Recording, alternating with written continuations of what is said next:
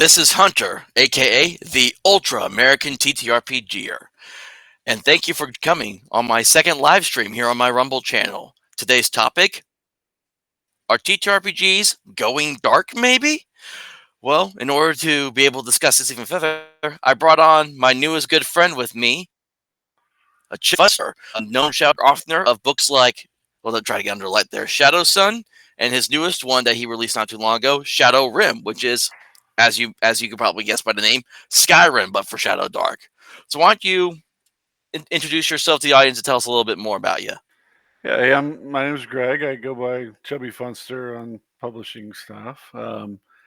I published OSR stuff for a long time, and then when Shadow Dark came out, I felt like it was a good fit. I was ready to convert a whole bunch of stuff, and I actually planned on converting some stuff to OSC, and then Shadow Dark popped up right at that moment, and I just took the ball and ran with it, and it's been an interesting year. Yeah, so it's funny because my introduction to Shadow Dark was so I've been a follower of Diversity and Dragons for some time now, and we were both on his show actually just not too long ago. He did a live stream where they talked about it, and we both got to make our appearances on it, which I always like going on there. He's a really cool dude, and he did a video kind of promoting Shadow Dark a little bit, and I was like, oh, that sounds cool, and then I just forgot about it. Then every now and then I just like to go through Drive Through RPG, just look to see what's out there. I came across the quick start PDFs, and I'm like, oh yeah, Double D talked about that. Let me get them. So I got them, and then forgot about them. And then when all this, no, when she won the Ennies, that's when I remembered. Oh, I have those. Let me go through them. And so when I went through the quick starts, that's one was like, why was I not looking into this and playing this sooner? Yeah, I had a good luck. I'm really good friends with Eric Tinkar, who has his own podcast as well. And when it came out, he had brought it up as a topic for us to discuss. And so when it was still just in Quick Start at the beginning, I read it, and it's just part of my job every day is actually doing layout and information design. And her ability to convey things very, very succinctly and clearly, well laid out. Yeah, like I was blown away when it came out, like within the last week, that she just paid $15 for a Udemy course to learn InDesign and then rolled with it. I mean, like, she's got really good instincts for laying out the game, managing the ideas, and so I was really impressed. And yeah, here we are. I'm glad you joined the party also. But I mean, hey, it's only been like a year. I mean, like, it's not like it's been out for a long time. People are just finding out about it. Yeah, but it was one of those things where even though it was successful on Kickstarter, which we were actually just talking before we started this, it got almost $1.5 million in the span of a month, and then it just kind of it took off kind of underground, like it was being played, but you weren't really hearing about it. And then and then all of a sudden these Ennies happened, and then she won. Do you remember what? Do you know what those There four were Ennies that there she were won were four of for? them. Best game, best layout. I forget exactly what all of them were. Um, I felt they were well deserved. I went on and voted for her. Her and the guys who did the Forbidden North kickstart. I went on and voted for them too. Those were the only people I even cared about winning any Ennies this year. I've been disappointed for years and years with the quality of stuff that has been popular, so to speak. And yeah, it was great to finally see a game that I felt was really good actually be award winning in a long time. You haven't seen that. Yeah. So really quick, I just want to give shout out to the people that we got in the chat today: Sapphire, Connect, Patty's Parlor, my man, my favorite dirty leprechaun, as I like to call him, Dying Breed Tabletop, really good dude, and everyone else who's now listening to this. We got 10 people watching All us right. right now, which is really cool. So It's almost like this was fun with all the bullshit that was going on this week. So Yeah, well, I'm it's sure you been. saw like I noticed that you didn't really take part in it that much, but I'm sure you saw it. Oh yeah, I don't. A lot of times, I just don't feel like it's productive to deal with some of the drama stuff. Um, there are people who have vested interest in it. I try to be as neutral. So I mean, I saw you made a video about trying to be a neutral party. Don't fight guys. I think that's a common perspective a lot of people have. Unfortunately, some people are so adamant, aggressive, and pushy that it ends up being like you can't pick a side. You can't. You have either you have to support this or you support that, and I hate it when they put people in that position. But it is what it is. I've never understood the bad mouthing other creators thing, going out and saying that Kelsey was bribing people or doing all that kind of stuff with no evidence of that or any kind of document. Like it's just stirring up trouble to stir it up, and I just don't think it's very productive. So I put my time this week into doing more writing rather than goofing off on Twitter. Yeah, Jeff from Devcar, thank you for watching us. I see you in the chat there. And so yeah, that was kind of my thing was like so I even though it was for Ennies, I when it comes to almost any award show, I care like that much about it this day and age with how woke a lot of them have become, and like how it's just like how a lot of them like the elite they use for kind of pick and choose what they like. But I mean, if you've done the work and you win the reward for doing the work, I think it's safe to say you probably do deserve it. And I just thought it was the weirdest thing that they get onto someone for marketing a game, which is what you're supposed to basically effing do. You're Yeah. supposed to push your work, promote it, and if it involves paying people, which like most people usually have to do, like you can't promote anything on Facebook Market without giving them a few bucks here and there, kind of deal. And so I have no issue. I don't see why people saw that as such a big deal I also think people just that they she didn't even paid to read it have her or they book didn't even promoted, look at it. which to me just seemed perfectly normal. Yeah, yeah, it's totally normal behavior.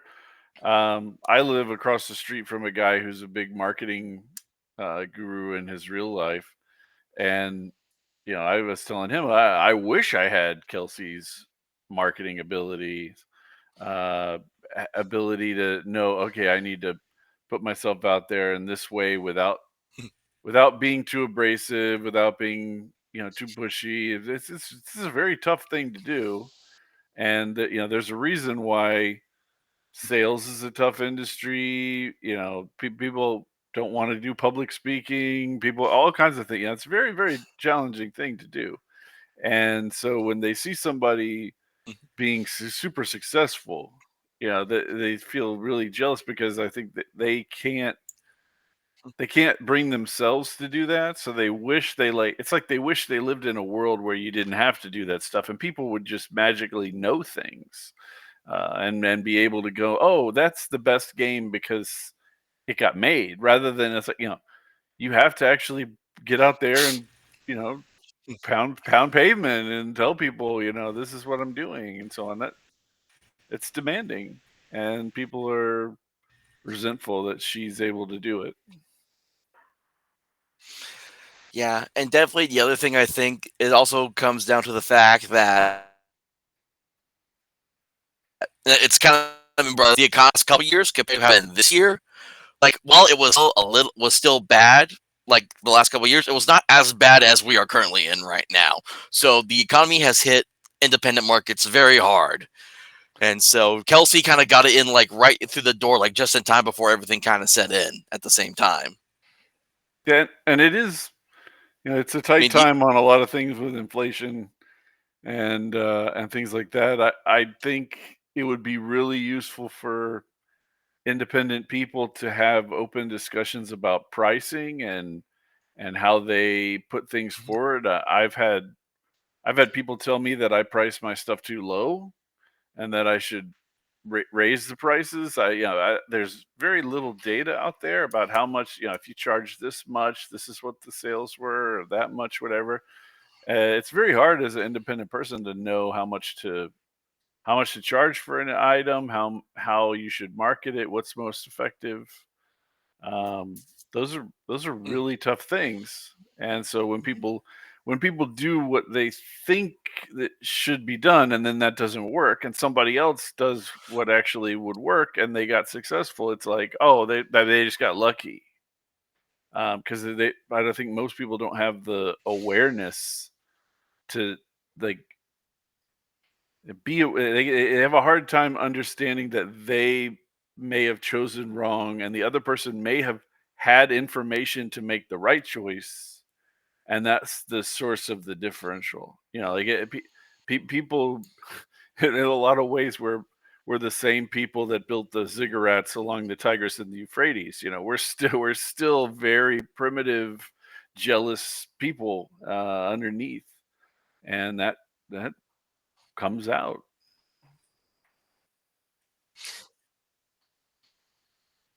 Yeah, and that was kind of like my reasoning when I was on Diversity and Dragons, and when I also repeated it again in my video I did the other day, was the reason that I felt like there was also all this hate for Shadow Dark, and why everyone was calling it woke and all that, was because since it was supposed to be an OSR style game with kind of the 5e mechanics mixed into it, it felt like a lot of the OSR guys were like, this should have been in our corner.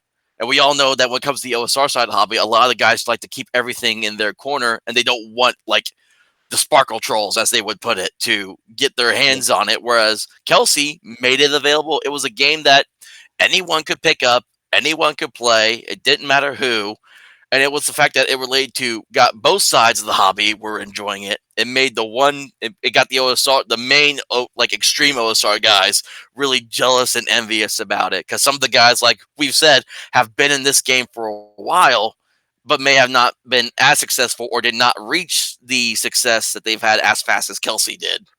Yeah, and I agreed with everything you said last night, and I still stand by some of the stuff that I said. But it's all about bringing these people in. So, like, they might have perceived it as she's taking money out of the OSR, but the reality is she took a huge number of people out of 5e and brought them into the OSR as new potential customers, new money coming in. It's not like it's, oh, they gave money to Kelsey, so they're not going to buy anything ever for the rest of their lives. That's just nuts. These people are going to come in, they're going to go, oh, I really liked what Kelsey did. Oh, here's a game that people are saying is similar to Shadow Dark for whatever reason, and that's great. I wanted to shout out to Sapphire in the chat. Humility, that's a great point. We have, I'm not a very religious person, but we have totally gotten rid of religious values like humility, temperance, self control, stuff like that, and really dumped those culturally. And that is a mistake, man. Having humility and self control is a huge thing. And we've rewarded people who are just psychotic nuts on, like, all the people you see on TV and stuff like that. Like, it's bizarre. I wish we had a culture that rewarded people who were thoughtful and humble rather than the opposite.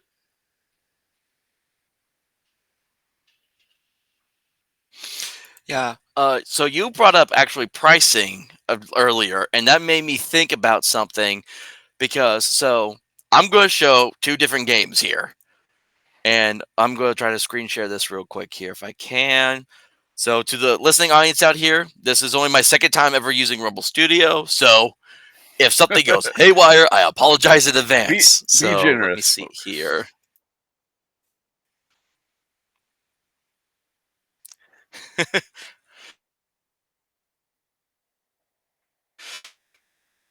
Yeah.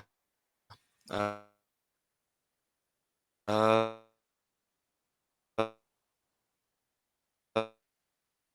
uh, here.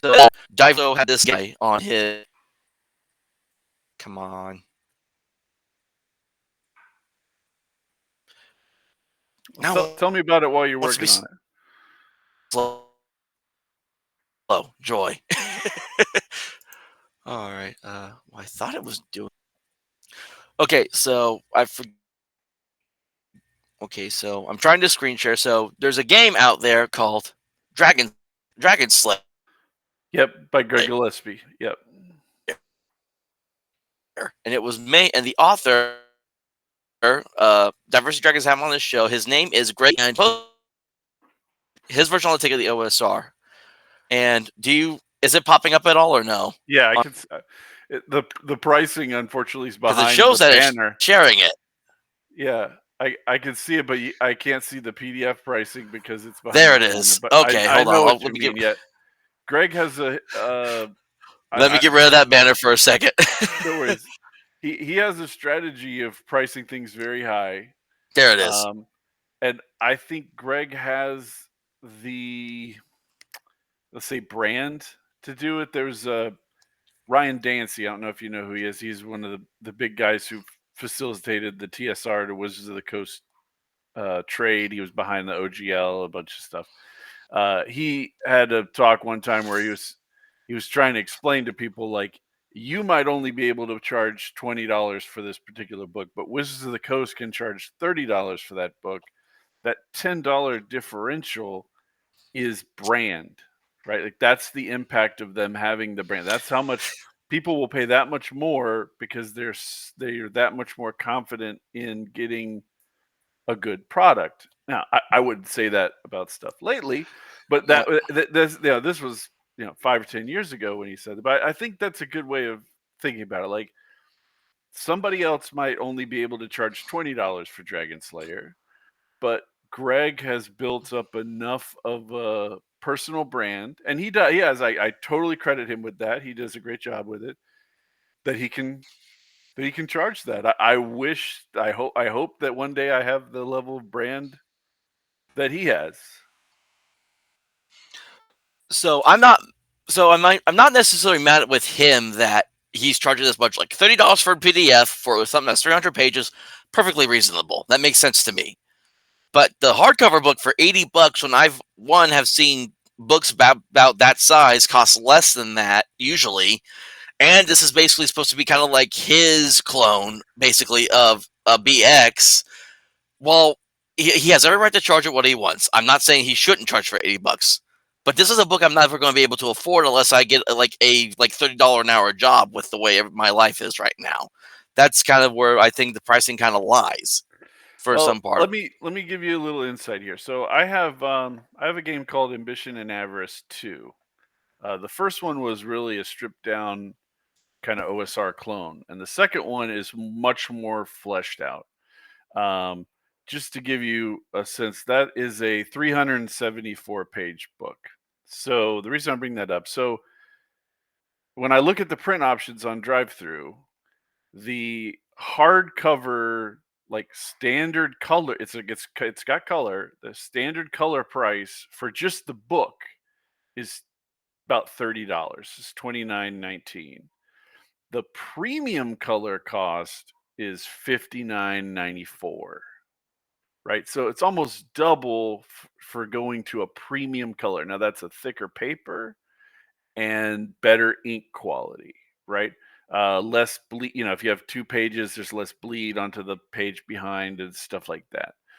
I don't know if Dragon Slayer is color. I don't actually think it is. Yeah, it says, yeah, there it is, black and white on there. So I know that he's Yeah, it's just charging. black and white Yeah, currently. He yeah, has no yeah. color in it. So the black and white prices are going to be much lower than that, right? So a standard color is $30. Black and white's probably like 20 to print, and that's 375 pages that I've got. So I know that he's charging a lot. Now, when I go to price my stuff, I usually actually cut the amount I get on drive-through for the POD version. So let's say it's a $8 PDF. I might only put $6 of that into the POD to try to keep the POD price down, because I want people to actually get the POD. Now, my kind of my thought process is, I've seen tons of people post in the Shadow Dark Facebook group, on the Shadow Dark Discord channels, pictures of their POD of Shadow Sun. I've seen your copy of Shadow Sun like 3 times now, right?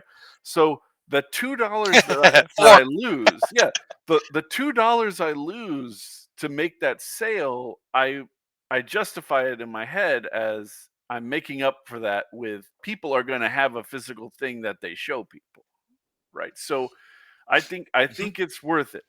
I cannot possibly explain Greg Gillespie's price structure to you. I have no idea what I've never seen him talk about it. I don't know. All I can do is tell you what I've done. And on a book as big as Ambition and Avarice 2, I cut my piece back quite a bit because it's already a very pricey book. $30 is a pricey book. So I cut it down to where I'm not really making that much money on the POD of a huge book like that. Um, I make more per book on Shadow Sun than I do on Ambition and Avarice, and it's a much bigger book. That's just my logic. I admit I may be doing this wrong. I may be walking away from huge piles of cash if I charged $80 for my book, but I just don't. I just don't see that. I just don't see that happening. I definitely don't have the brand cachet that he has in order to charge that much for a book. Yeah. And then you have other people like, so the new one I have on the screen now, this is Horde Wars Basic. This is my current go-to for a medieval fantasy TTRPG. Todd Blackwall made this game. I'm actually decent friends with him, and I'm part of the Gilded server that he's in. And this is a D12 system is that used because the D12 rarely gets used for a lot of things. So he made one based around just using a D12 Yeah. die for a lot of things. And so when it was first released, it was released first on the Big Geek Emporium Boys website, and it was only $5 for the PDF. $5, basic Horde Wars basic PDF, only a little under 200 pages, but you get basically a full first one levels 1 through 4 gameplay. That's great. Yeah, Because yeah. he's currently working on Horde Wars Advanced, and that's going to have like everything. So, and Well, then hold on, actually got I the book up in my cabinet right here, so I can show it to you. oh, awesome. Sorry. No worries. And you have to buy the book. You have to buy the book directly through him. He has a new website now because he didn't want to mess with all the drive-through taking more of the money than they're already taking now, which is why he had to up it up to 7. But still, $7 for a PDF that's almost 200 pages is not bad usually. And then this is the try to get into Horde Wars Basic book right here. He hasn't soft and it came out in really good quality. I forget who he did it through. So, but Well, yeah, and then he's like, drive-through I'm sorry, I'll has let you speak now. yeah, no problem, no problem. Drive-through has kind of shot themselves in the foot, I think, by cutting the price of it. It used to be maybe I don't know exactly when they made this change, but I know about 3 or 4 years ago it was about a 10% difference between drive-through has a exclusive contract. So if you agree that you will only sell on drive-through, you got more money per sale than if you signed a I can sell anywhere thing, right? And people go, oh, if I sold everything, it's a lot of work to set up a new thing on a new pub, manage all these things to publish. So I get what I made a post on Twitter the other day about, do you guys think I should use Amazon? And several of the comments were it's very annoying to deal with them. They'll sometimes reject they'll have an algorithm that will flag your product inappropriately with things and be like, no, you can't sell this because we've detected, and it's like that's not what it is, and you have to argue with them, almost like the way they described it sounded like dealing with the Facebook moderating, which makes me really not want to mess with that especially with a book like Shadow Sun, where I'm sure they'll be able to find real easily a thing that they don't want to publish. But yeah, Patty's right. That 5%, it's down. It's just Mhm. 5% now, and that can end up being a lot of money. That can end up being a lot of money. I am leaning towards, by the end of the year, really seriously looking at offering my stuff on Amazon and on other publishers, but it's very easy to stick with the thing that you've done before that you're used to. There's kind of a human laziness factor there that they're counting on. So, I with all the discussion about pricing, I'm actually doing very well. I'm doing the best I've ever done as a publisher. Um, when Wenger was talking about his numbers recently being bad, and he said, "I used to be at this really good level." I'm higher than that level that he was talking about, so I'm not really I'm not hurting. My number one metric is that my wife is happy about this whole situation. And so that's good for me. Last year, Shadow Sun paid for a new fence around my backyard, which anybody who owns a home will tell you that is not a small thing to have funded in a year. Like it's a good thing. And yeah, I have not been having a decline in sales the way Wenger describes anything. It's for me, it's been better every month than it was the previous month. Yeah. Well, I was actually watching. There's a YouTube channel called The Pickled Dragon, and they actually just did a video today that talk about the Shadow Dark drama that was going on, and they didn't mention Venger by name, but they showed part of his blog post that he had made, the part where it's talking about the shadow darkening of the hobby. Yeah, And one of the things they said that many other people have also been repeating as well was Venger kind of has his audience that he likes to more promote to than just like everyone in general, like kind of Shadow Dark did. Venger, they basically said that Venger was described Venger as more of like an early '90s shock jock selling TTRPGs was how they described him because of I love his YouTube videos. I watch them all the time. Venger's great. I have his he's chart very book. he's I've backed very him up. photogenic and charismatic. Yeah. I think he doesn't get enough credit for that. A lot of times people focus on the nature of the Gonzo stuff and being like, well, it has sexuality or it has this or it has that. But he is very he's way more he's way more charismatic than a lot of people that are doing this. And he's got a particular charm. He's got a personality that people like. He had a lot going for him. And I don't know if you've seen this yet. Within like an hour ago, 2 hours ago, he's posted another blog post saying he's decided to stick with it because of everything that everybody has said. Um, and he's talked about making some changes. He said that he had avoided doing POD through drive-through, and he had been trying to sell physical books like the way you were describing it for Horde Wars, and it was very difficult for him. And I can totally imagine that. I remember seeing pictures of James Raggi with huge mountains of books in his house that he was trying to manage fulfillment and shipping for. That is not something I want to deal with. I do not want to have 50, 100, 200 books stacked over in the corner. Like that's nuts. I give away all my proofs. I only end up keeping like a handful of books on it because I'll talk to somebody and I'll be like, this is what I do, and they're like, this is cool, and hey, keep it. I get rid of it. I don't hold on to stuff like that. I could not psychologically hold on to 200, 300 books. Whew, scary Yeah. thought. So Patty actually brought up one of my other talking points I was going to talk about since we were talking about distribution and all that. Are you familiar with the Red Room at all, Miguel and Sylvia? I am aware of I haven't looked at any of their material. I follow them on Twitter and talk with them a little bit there. I don't know if that really counts as personal contact or whatever, but I know who they are and I know what they do.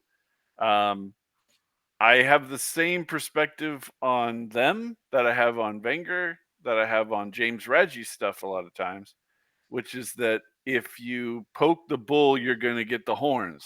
No. That's just the way it is. If you come out with a book that's like Kill Puppies for Satan, then you're going to have a hard time dealing with these corporate business people. Like that's No. just the way it is. But what I was thinking about, we were talking about Drive Through RPG, but then Drive Through RPG also has its own problems with the whole woke ideologues and stuff because the reason that Red Room had to go make their own website and now puts all their stuff. If you want PODs, you have to go through Lulu now, which the pricing on that is way worse than Drive Through Yeah. RPG is in comparison. Like, I have like a handful of books from them, and it's like, God, so much. It's still the same amount of time frame, about a month. They make the books, and then once it's shipped out, it takes you a week to get there, but still about a month either way, depending on which site you use. But Lulu charges so much more. Now, given Lulu does have a better quality with their stuff, depending on like what you're ordering from them and all I've that. seen some really good stuff in terms of print quality. Drive through. I haven't used a book from Drive through intensely enough to see it fall apart, but I have seen other people do that. Mhm. You know, like uh, I don't know how, but my second edition D&D books are still intact, and it's been like 30 years. But I've seen people have stuff for something I got off a drive through fall apart in maybe 5 years, which that sucks. But I don't know how to deal with that. I don't have a solution for that. I almost play all of my games on VTT, so I don't. I only play in-person games with my son and his friends, so it's never really Mm. I'm not looking up everything in the book every 10 seconds like I was when I was a 14-year-old playing second edition D&D. So, it's just not a problem I have. Yeah, it's funny because I didn't start with D&D. I started in 2019 with Powered by the Apocalypse. Those were my games Oh, because I wow. was big on the. I was big because so I. It's no secret I am autistic, and because I'm autistic, I say that contributes to a lot of my creative mind that I have because I don't think like everyone else does, and I see things in pictures. That's the saying we have. And so, Powered by the Apocalypse, with the narrative focus that it had, I really got to hone in on my storytelling that I like to do. And after a while playing those games, I was like, I want to see what else is out there to explore. What other stories with other games can I tell? And that's where I find myself in like finding OSR games. Like the one thing, the retro role playing game by the Red Room, what really got me attracted to them was the fact that you're not playing as a hero. You're basically being the bad guy anti-hero trope, basically. And it's basically everything that D&D doesn't want you to play because they literally have mechanics for how you would get an STD in wretched role playing. That's how far off it is. But it's just when I see that section, I'm just like, that's different, and I like that because it's different from anything else I would usually play. Yeah, I can get that appeal. I get that appeal. Um, I just don't. It's not a real big thing. Yeah, I don't exclusively play any one game. I've played in Mhm. the past couple years in my Saturday night group. I've played Alien a lot. Alien's a big game for us. Ambition and Avarice, the game that I wrote, Ambition and Avarice 2. We've played Traveler. We play Adventure Conquer King now. We played Shadow Dark. We've played all kinds of just moving around different systems, and I think that's the way to go. Like the idea that you're going to magically stumble upon the perfect system for you on your first game, like nuts. Like you got, yeah. I never would have found Alien if I hadn't have been willing to innovate. I feel like Alien really captures a kind of cinematic action that I think is it's hard to do in other systems. I really like how they do it, and it's not at all like Adventure Conquer King or Shadow Dark. Like it's a very different game. So it's great. I encourage you to keep trying new stuff. Yeah, I think that was the other thing. Now, actually, that's a perfect thing to kind of bring us back on topic a little bit with our original topic about TTRPGs going dark. Was everyone was kind of thinking about like, why would you put like, I don't see why anyone would play Shadow Dark when there's this game and that game, and it comes to that sentiment like we just said, play what you like a lot. Like I get flack, like some of the guys that I know, they give me flack for playing Horde Wars. Doesn't bother me any. I That it's not their game, they don't like it. It doesn't bother me that I enjoy a game that someone else may not like, and then like someone like I know like Dark like the reason I got Shadow Sun was because I started looking into Dark Sun and I just happened to come across it by chance. That's how I came across this. And Dark Sun gets a lot of shit for the setting it is. oh yeah. And but yet just as many people that love that setting because of how brutal and how dark that setting was. It was in the name, Dark Sun. Yeah. Well, I don't never understood throwing shade on people about what it is that they're playing. I I throw shade on manipulative, terrible tactics that Wizards of the Coast does that are business practices, and I crack on them for really uninspiring and uninnovative work. It just like Radiant Citadel. It's just horrid. It's like North Korea as a setting, they have so many people that they could use. Yeah, like if I had the number of people that I could have go out and play test stuff that they have, I could do so like there's so many things. It's like when I see a guy who has $20 million and all he did was buy a bigger version of the same house and more cars. I'm like, dude, you could have done so much with $20 million. Like that's what you chose to do, is just do the same thing everybody else is doing. Like that's what really disappoints me about producers. I think it's great that there are guys like Venger doing stuff that's I'm not into Gonzo sex stuff the way he does. That's totally fine. I don't know why people feel like they need to shit all over it just because it's not something that they do. And I really like to hear. I really enjoyed reading his blog post, not because of the I'm happy to see him go. I wasn't, but because he was honest about I'm dealing with this problem with logistics, and I have books in my basement, and I'm dealing with this problem with my family not being happy with me devoting this time to something that's not bringing in money, and all that kind of stuff. Like that's what was that. I wish people would be more honest about that stuff. I wish they would have more honest conversations, like we were talking about pricing. I wish they would talk about.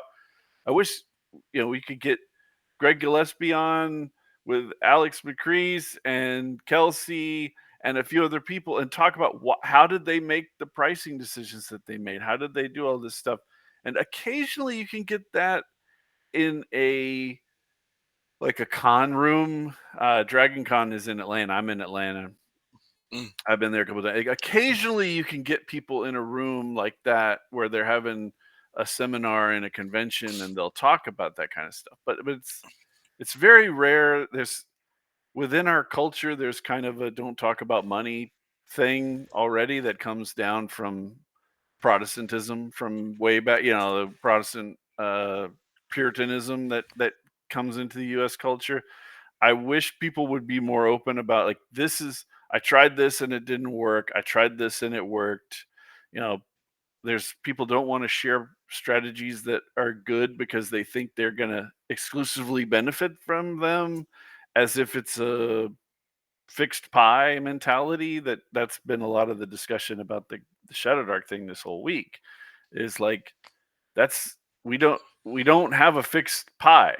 I mean, if Shadow Dark is able to bring in 100 people who've never played role-playing games before, that's 100 new people for the community as a whole to have access to from a funding for the next Kickstarters will be bigger, everything like that. But people have this very closed-minded perspective that it's a limited amount of money, got a limited number of people, and I just wish that they were more open-minded to people doing so. Like I said last night, I'm super excited that Kelsey brought all these people over from 5e into the OSR. I try to reach out to those people. Yeah, and as we've heard from other creators like you, the third-party license that she has for Shadow Dark, you Couldn't all be have easier. rarely, Oh my god, yeah. and she supports you all like with every part of her being. Like every time someone makes something new, I see like the Arcane Library sharing it usually half the time. Yeah. Okay. She's super supportive. Sorry, I thought I saw my phone turned on, and I thought I wanted to make sure it wasn't something crazy. No problem. Make sure my internet didn't just go out all of a sudden. So, but yeah, like she's very supportive of all the third-party creators that make stuff with her work, and like seeing it on drive-through. Just I download so much free third party content from people. And actually, one of them I downloaded gave me an idea that I had for a game that if I can ever get the software people to do it, I would love to make it because. So I'm a fan. So do you know? Have Hold you heard on of a second. Monster? Hold on one Oh, second. Patty, I know you can't keep away. You're going to be hiding in there. You keep saying you're going to go good night, but you're addicted. It's okay. We don't judge your addiction. All right, go on. Patty, you're only 2 hours behind me, so it's still decently early for you, pal. So have you? Are you familiar with the game Monster by chance? Have you heard of that at all? I've heard of it, but I haven't looked into it. So it's basically you're playing as it's like mice in a fantasy setting kind of deal, and you're exploring this world as mice. I love the game concept, but I'm not a fan of how the mechanics work in it. And I think I was looking over that at the same time I was looking over the Shadow Dark Quickstorm, and then someone made a mouse, and they made mouse and rat ancestry supplement to go with Shadow Dark. And I Yeah. saw that, I'm like, Moss Dark would be Yeah. a really cool game to play. Just a fun little game where maybe you got mice, you got rats, and then I'm thinking maybe beetles, maybe turtle ancestry. Mess with that a little bit.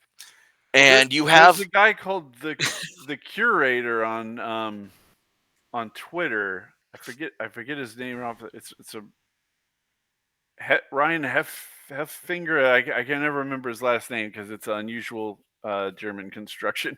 But he's doing one called Yoon Soon. It's based in the Yoon Soon setting, and it's like an Asian, Indonesian type setting where there's crab people and this kind of stuff from like Legend of the Five Rings.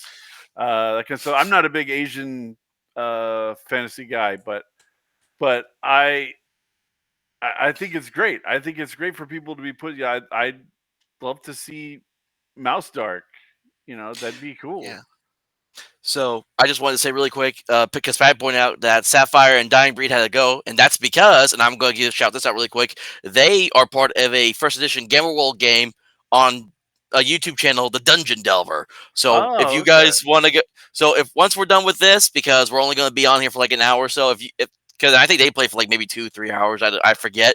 If they're still up by the time this is over, go watch them, or if they're already done by that time, go watch the video, give them a like, comment, and tell them that we sent you here. So Cool. yeah, I actually got first edition Gamer World because I saw the actual play was going on. So, and I was told that's the best one. So I do think, to go with the main topic, that I think the reason why Shadow Dark has been so successful is it'd be very easy to write a supplement with just those things that you want to write. What the hardest thing about writing role playing game stuff in general is that it's kind of a multi-phase process. At the beginning, you have all of these ideas. Maybe you jot them down, you write them in notes or whatever, and you put it together. Then you have to actually start doing the writing. And at the beginning of the writing, there's a bunch of easy things that you can knock out, the things that you really were passionate about, the things that were really jammed up in your mind. And then you get to the point where that's all done.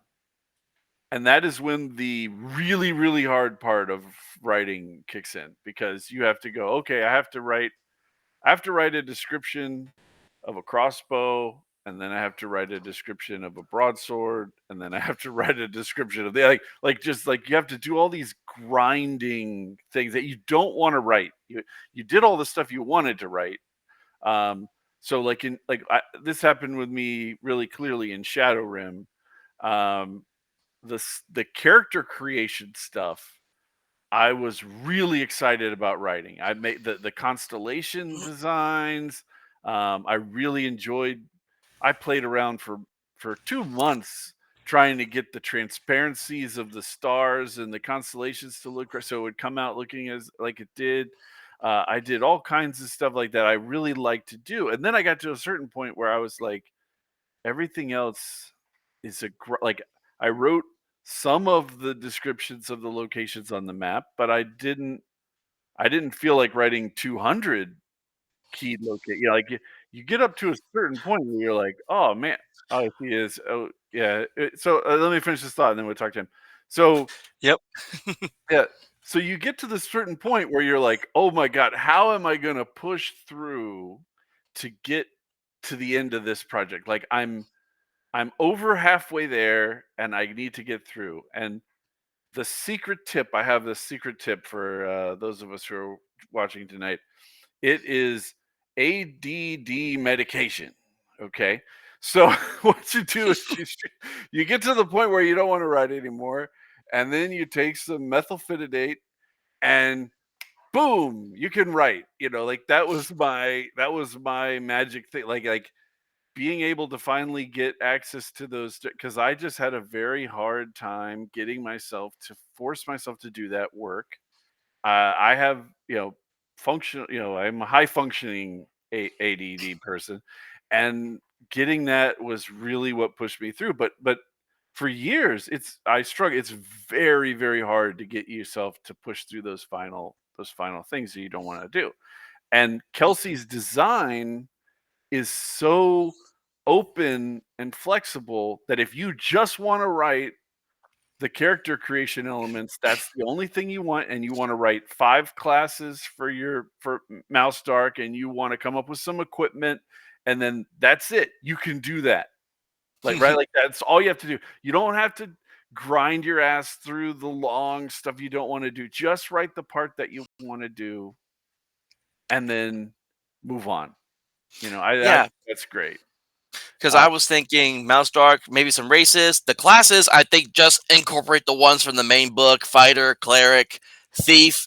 Those are good enough to use as they are, especially if you're just making some animal classes. And then maybe just one small adventure to put into it, just for people to mess with it Yeah, on. see what Some you're animal talking. themed Some adventure. monsters, stuff like, and the monsters would be real tough to come up with, like Badger, Oh, yeah, so hard to come up with a stats for a badger, a Snake, bat. you know. Or So maybe you get like some rat cultists, so you come up with some special some Johnny Depp magical voodoo type stuff. exactly. All right. So Jeff Yep. from Three Cars, yeah. What are your thoughts Thank on you for the Kelsey? $2 Rumble rant, Yes. by the way, Jeffrey Denkar. My first one I've gotten since I've had this channel. All So right. thank you very much. So Kelsey's marketing campaign, masterful. Okay. Um, What you're yes, supposed to do, basically. exactly. She did things. Nothing that she did was particularly innovative or spectacular. As a counterexample, the Black Lodge guys having a dance party on their channel live the day that it went live for hours with them in costumes doing like this rave. That was innovative. I have never seen that before. But Kelsey's stuff was very classic corporate design. Making sure you've got Facebook ads, making sure you've got ads running in places where nerds are going to be, on websites that nerds are going to be looking at, um, putting it in places where if Wizards of the Coast knew what the f they were doing, where they would be advertising. My I've heard both yes and no that Kelsey's wife was a big factor into marketing stuff. Whichever one of them it was, they did a great job. If I was going to do a campaign like hers, I'd be headed across the street to talk to my neighbor, like I told you about earlier. Like I would be like, "What? How would I do this stuff? How do I set up these ads? How do I make sure that I got stuff so that if somebody's looking at Amazon, they're getting they're looking at D&D stuff on Amazon, they're getting ads for my Kickstarter on Amazon, right? Like that's Hmm. how she did it. Then to get, Patty also has on here, she's super well networked, I major was about to major say, because I've heard she's made a lot of 5e content before she started working on Shadow Dark. yeah. And she's kind of, to be more philosophical about it, she's a bit like Plato's ideal forms. So Plato had this idea that like you could draw a bunch of triangles, but none of them will be the perfect ideal of a triangle in your head, right? Like Hmm. that there's like an ideal form of what it is you're imperfectly trying to create over and over again. Well, Kelsey is about as close as you can get to the ideal persona as a creator in that she's always positive. She's always talking about what she likes, not what she doesn't like. She's Mhm. supportive of other people rather than critical. So, even if she has, I'm sure she has critical thoughts, negative thoughts, whatever. She can control them, and she doesn't say them. Now, I don't have that control. I will make a negative comment. I'll do something like that from time to time, but I do try to exercise the humility to not do that. Like, try as little as I can. And when I went back on Twitter for the first time since the Google Plus days, Oh I my came back. god. Yeah, I came back and I said, okay, I put in my intro thing on Twitter for my account, like, I'm not going to do politics. Like, I'm not going to get into it with people.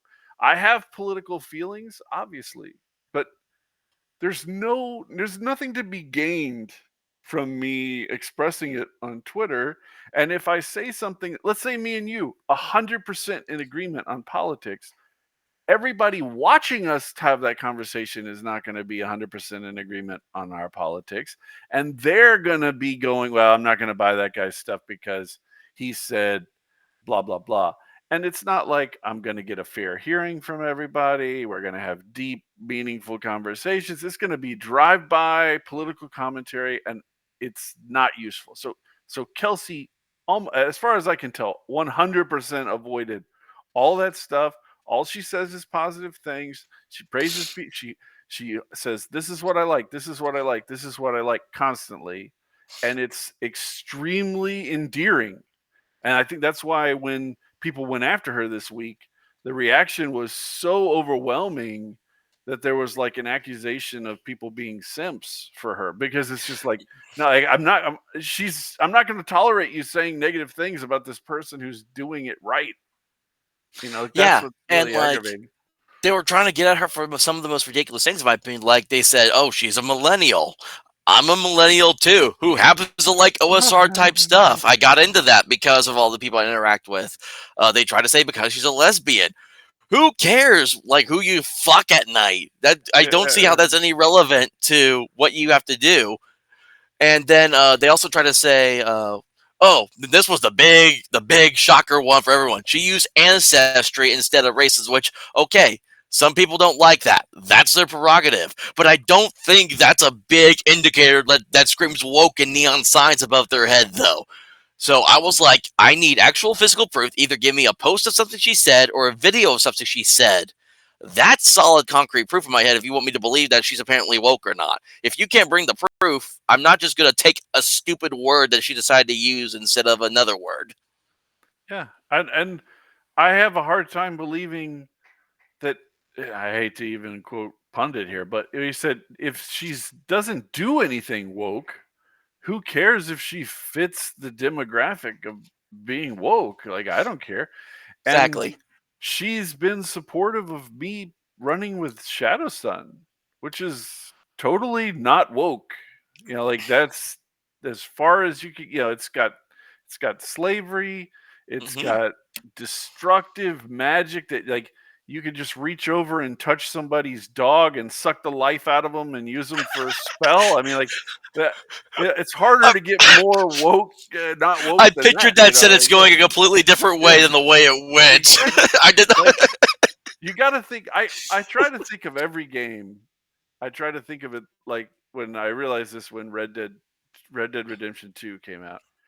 And there's a thing in Red Dead Redemption 2 where there's a suffragette in the middle of the biggest town in the game. And I say that because by being in the middle of the biggest town in the game, doing things to her is very hard because there are tons of cops, right? There's cops everywhere in the game. So, like, if you start punching her, like, the police guys are coming out of every direction to try to stop you. So it's very challenging. But people found a way to beat her up and carry her off into the swamp and feed her to alligators, right? Like, Oh, I if remember seeing that yeah, video. if you make a game, this is why Bethesda made it stopped including children and stuff. Like, if you put something in there that people can do, they will find a way. They will find a way to feed that kid to the alligator, to the dragon. they'll find a way to do all kinds of horrible stuff. That's what people do. That's what people do. Yeah. Yeah, the idea that you're going to put like a suffragette in there and people are not going to mess with her. Like, what planet are you living on where you believe that crazy shit? Like, that's Yeah. what people are going to do. And so when you have a game, if you introduce anything into your game book, I have to assume people are going to try to find the most malicious, horrible way to use whatever it is, and that is not on me. That is on If them. you Yeah. if you look for evil, trying to only find evil, you're gonna find the one thing that you think is evil. Unless so, if you're looking for good in something, you're always gonna find the good. Yeah. I think it's what people bring. Like we try to make people like kind of take some kind of moral responsibility for the behavior of other people with their product. Like if I sell brooms, it's not my fault that you buy a broom and go beat your wife to death with it. Like that's not on me. That's not broom didn't kill your wife. You know, it was you. Like we want to just transfer responsibility to other people. Like it's dumb. It's not. It's not. If somebody reads Chalt and then goes and does something horrible, it's not Wenger's fault. You know, it's not his fault if they live stream a session of Chalt that goes horribly wrong and they get banned from YouTube forever. Like that's not my problem. That's not his problem. I don't know why people want to have this moral association. Like you're responsible for your own shit. It's simple. Exactly. Simple as. That's everyone wants to just do stuff and not be held to the accountability for it that they're supposed to be. So something funny that actually, because I don't know if you noticed in my video, because I actually had to make a post about it because I realized I fucked up when I was saying it. But yes, because what I meant to say was I was going to be the Jones County of the OSR, referring to the county during the Civil War, Mississippi, that's segregated from Mississippi to not be part of the Confederacy. What I said was the Jonestown of the OSR, and then when I was looking up, I'm like, oh crap, I forgot that was a thing because I forgot what happened with Jonestown. So I posted that, but then everyone's like, no, roll with it, because I think it's the perfect joke, because a lot of people, like some of us included, we see the OSR as kind of cultish sometimes with how the people are with it. So me calling myself the Jonestown of the OSR, it's this weird oxymoron joke where it's like, I'm not part of the cult, but I recognize the cult that it can be at times, depending on who you're interacting with. Well, if there was a market for it, I'd say you should make like T-shirts or a brand. My friend Rob Conley had a setting that came out where he has this massive, expansive settings. It's not like this is just one thing, but one of the islands in the setting is called Pyade, Pyade, and I gotta write that down real quick. Spell that again for me. Pyade, and so he had released all of these works, and then finally he got to this Pyade one. He starts talking about that, and I just went off in our group chat for our D&D game. I was like, dude, you need to start releasing flavored sports drink, Pyade, like a Gatorade ripoff, and you could put different flavors. I'm like, you include a free bottle with every book or something like that, just as a joke. And this is 100% male behavior right here. He was like, I don't think so. So now I have to bring it up every single time because he did it. So I'm like, okay. And so every time I hear Pyade, I post a picture of Gatorade. I make stuff. I put on stuff together. Just because you have to mess with him. You have to mess with your friend.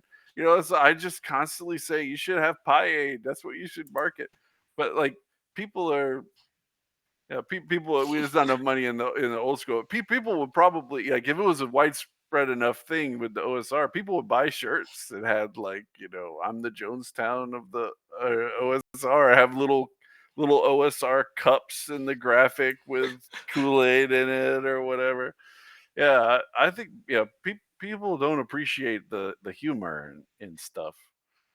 It goes a long way. People like humor. Yeah, I see you put it because in there. And there it is, right there, the Jonestown of the OSR. Because another one from Just it Joe was from perfect. It's like I meant to do one thing, and it became just much more funny. Oh, so in your options, is Shadow Dart going to be more of a short-term or long-term addition to the hobby? For that matter, is its own ability for short or long-term games, 1 year or more duration?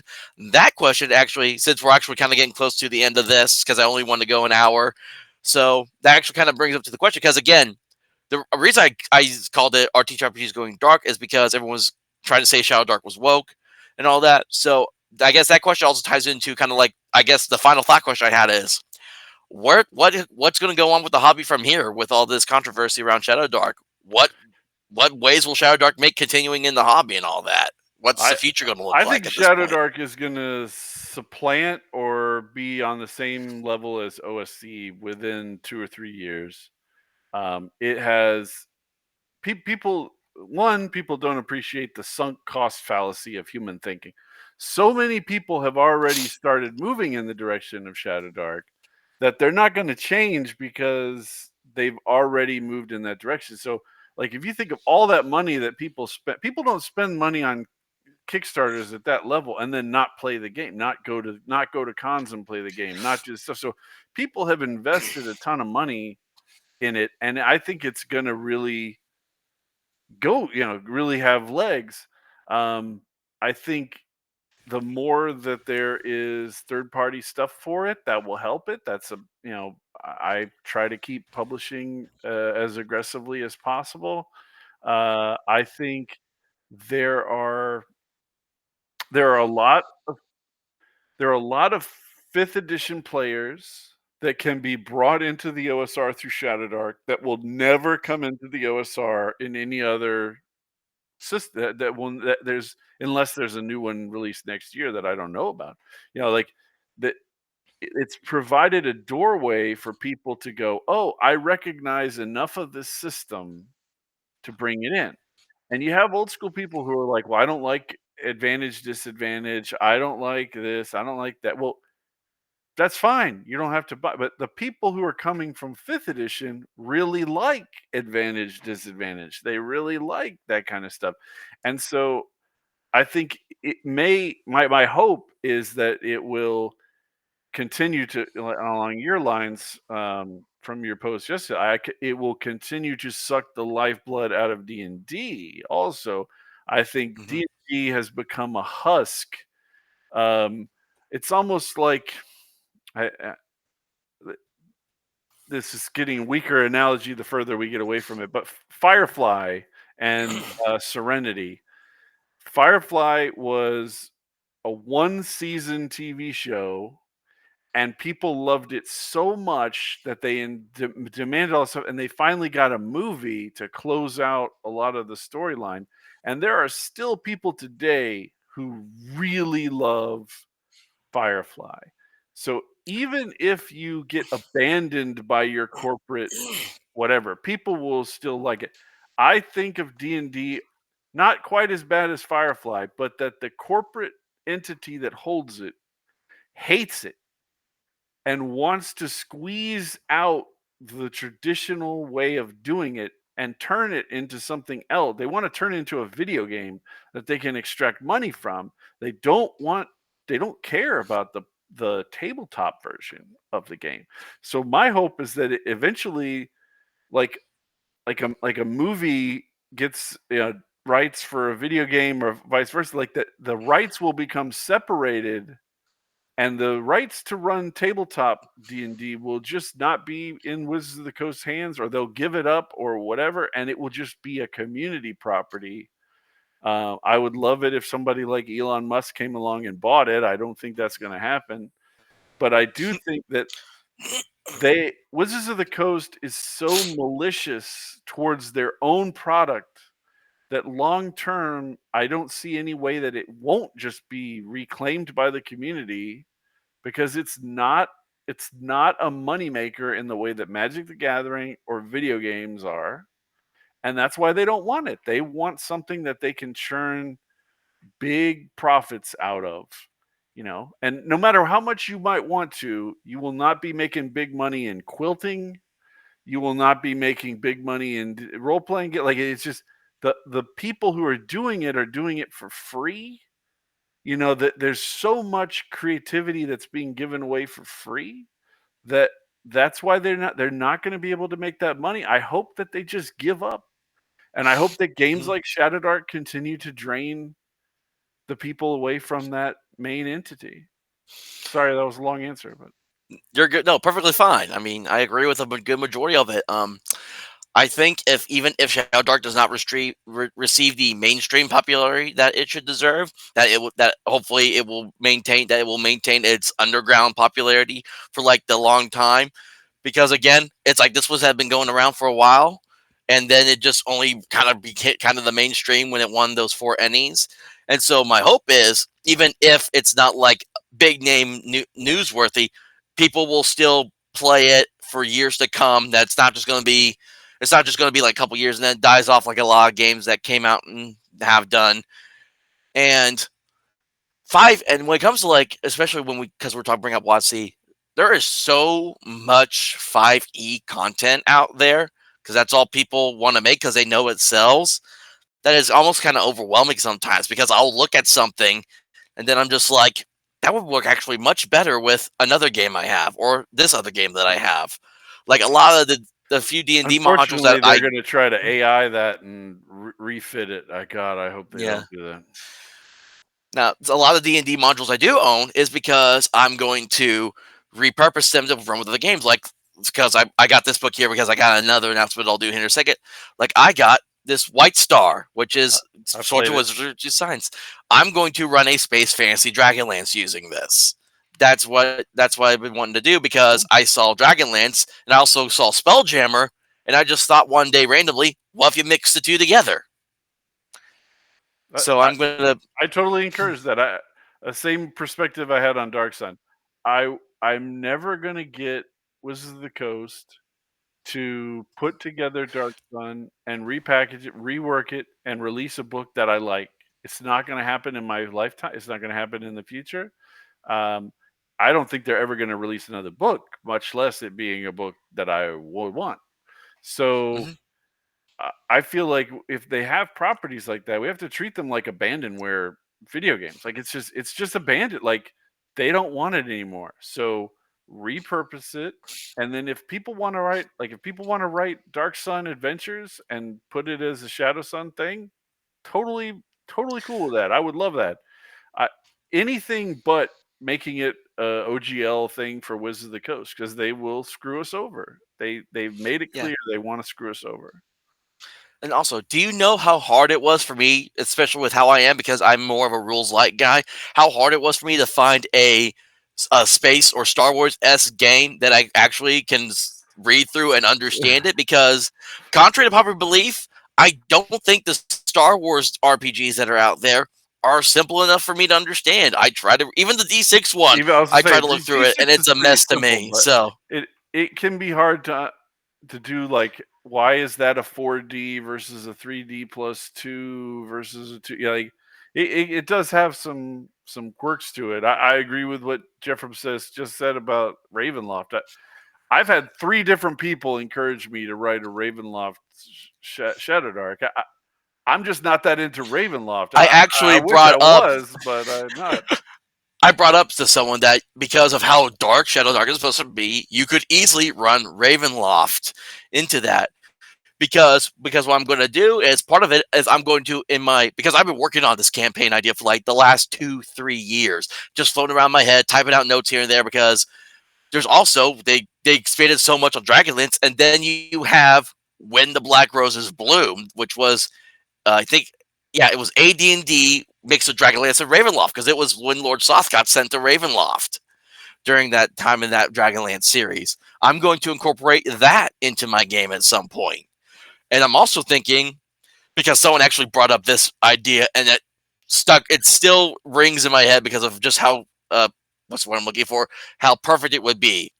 The calamity that happens in the Dragonlance is what caused the planet of Dark Sun to become the way it is. Someone Start mentioned that. multiversing it out. Yeah. Yeah, someone just mentioned that. What if you? Because someone mentioned like Dragonlance happening on the Dark Sun planet or whatever, and there was like, oh, the no, the cataclysm that happens. in Dragonlance is why Dark Sun became the way it is. And I'm just like, furiously writes notes down. Well, none of these old settings, even Forgotten Realms, as big as Forgotten Realms is, there is not a full size planet being represented here. Like if you look at the scales that they use for distance and everything, like I think all of Dragonland, or not Dragonland, all of Forgotten Realms fits like in Africa in terms of total space. You know, even if you include Mestika and Karatur and Al Qadim and all that stuff, like it's still not that much. And so if you just say, well, the map that we have is just a small map, and on the other side, so like Dark Sun is nowhere near the amount of stuff that's been mapped in the like official version of Dark Sun is a tiny portion of a planet. I mean, it's not even the size of France. I don't think if you did the math. I mean, like it's small. So just expand that out and say that's just one side of the thing. Like it's that big desert in Forgotten Realms that was destroyed by magic. It's in the middle of the. Like I you know could just. absolutely nothing about Forgotten Oh, Realms, so okay. I don't Like you know. could just So say it was like that. Like there's some kind of cataclysm and there's a desert and it's on the same planet as this other stuff. Like you could totally do that. There's yeah. the yeah, people really underappreciate how big Earth is. It is really big. Like Yep. people are like, oh, this map I made is huge, and it's like the size of Spain. When you do like, no, it's not that big. That's not that big. So, any final thoughts you want to share about just what's again the topic about Shadow Dark and the direction of the hobby is going all about it? Any final thoughts? Yeah, I hope that more people continue to publish. I hope that more people play Shadow Dark. I think it's not the best game. There's no best game, right? Like there are games that are better at different things.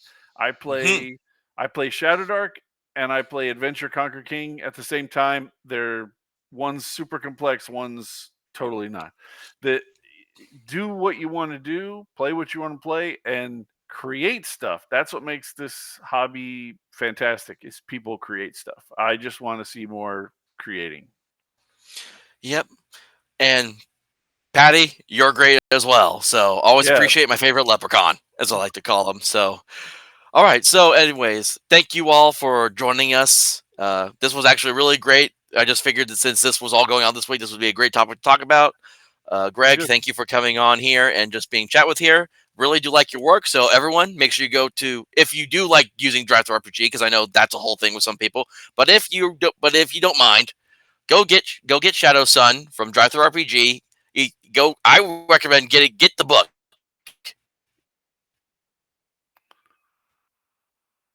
It's worth getting the book itself at least.